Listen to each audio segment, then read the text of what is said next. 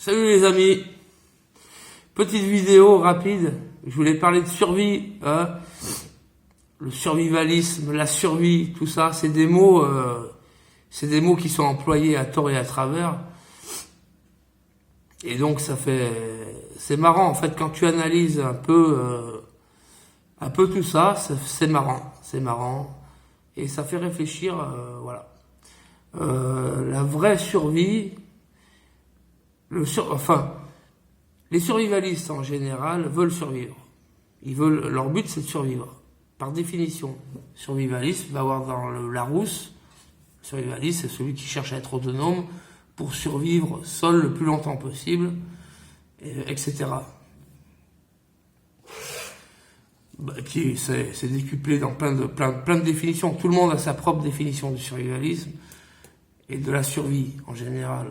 Mais en fait, tout le monde, enfin pas tout le monde, mais les trois quarts des gens se trompent dans leur définition de la survie.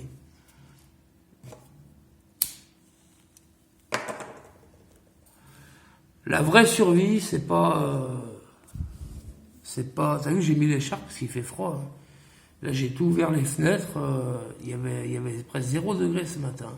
Les semis de tomates, je les ai re-rentrés parce que, putain, ça va leur mettre un coup de ralenti, là. Bref, c'est pas ce que je voulais parler, on parle de survie. Donc ouais, la survie, les gens se trompent, les trois quarts des gens se trompent quand ils parlent de survivalisme. La vraie survie, c'est pas le survivalisme, c'est pas d'aller faire le con dans les bois avec une hache ou un couteau, c'est pas d'avoir un potager de 10 000 m², c'est pas ça la survie. Ça c'est... Comment dire, ça participe à la survie, si tu veux, oui, dans un sens, ça participe à la survie, à ta survie sur un moment donné.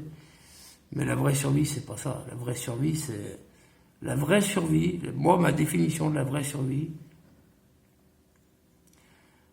c'est de survivre, donc c'est de rester. C'est de rester le plus longtemps possible. Et le plus longtemps possible, ça veut dire quoi? Ça veut dire aussi par la reproduction. Ça passe par la reproduction, la survie. C'est même la seule et unique définition valable, en fait. C'est la seule et unique définition valable. Si tu vis toute ta vie en faisant ton jardin, c'est super bien, c'est marrant, t'es autonome. C'est pas de la survie, c'est de l'autonomie. C'est de l'autonomie, ça. C'est pas de la survie. La survie, c'est de faire prospérer dans le temps tes gènes le plus longtemps possible. Et ça passe par la reproduction. La seule et unique définition de la survie, c'est la reproduction.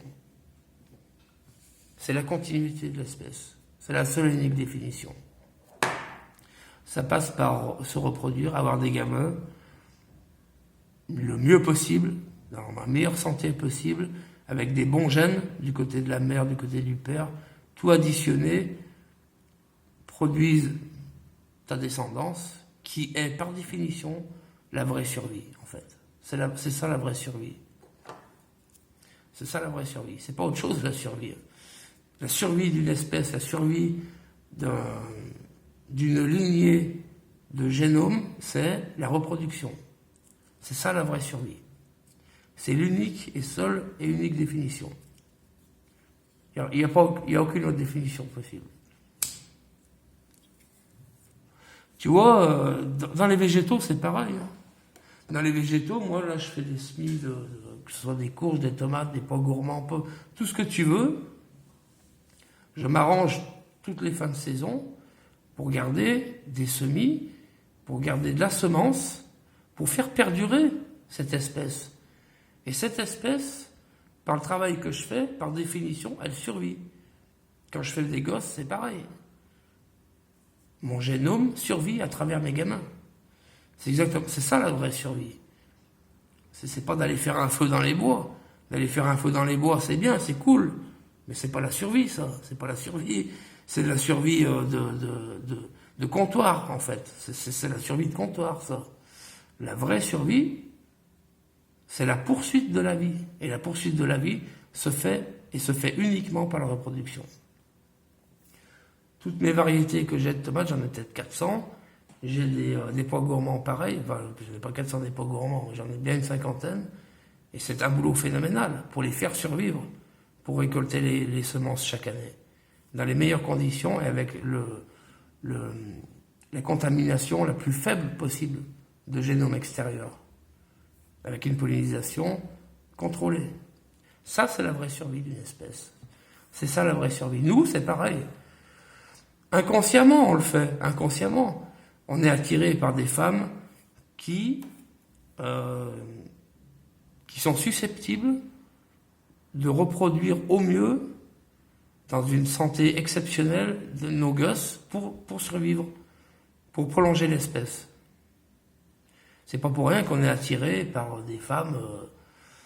Alors, on le fait pas consciemment. Ça paraît être du cul, et simplement du cul au premier abord, mais c'est beaucoup plus compliqué que ça. Ça date de quand on était Homo sapiens, tu vois, de quand on était presque à quatre pattes. On est attiré par les femmes toujours, qui ont les hanches un peu larges, une poitrine assez volumineuse. Si tu arrives à une femme qui est comme ça, sans seins, sans fesses, t'es pas attiré par des femmes comme ça. Et inconsciemment, c'est parce que ton corps te dit que cette femme ne va pas te donner la bonne progéniture. La bonne progéniture, c'est une femme féconde. Une femme féconde, c'est une femme qui a des seins, c'est une femme qui a des hanches, c'est une femme qui est en bonne santé et qui est attirante. Sexuellement, elle est attirante. Pourquoi ? Pour se reproduire, pour prolonger l'espèce. Ça, c'est la vraie survie, ça. C'est ça la vraie survie, les amis. C'est pas autre chose. Je pourrais en parler pendant 10 ans de la vraie survie. C'est la reproduction et c'est le prolongement de ton génome dans le temps, le plus longtemps possible. Et plus tu fais de gosses, mathématiquement, plus tu fais de gosses, plus tu as de chances de survivre. Et mieux tu les fais, c'est-à-dire avec des femmes bonne santé, etc., mieux tu les fais et mieux tu as de chances de survivre aussi. Ça, c'est la seule et unique définition de la survie. Il n'y en a pas d'autre.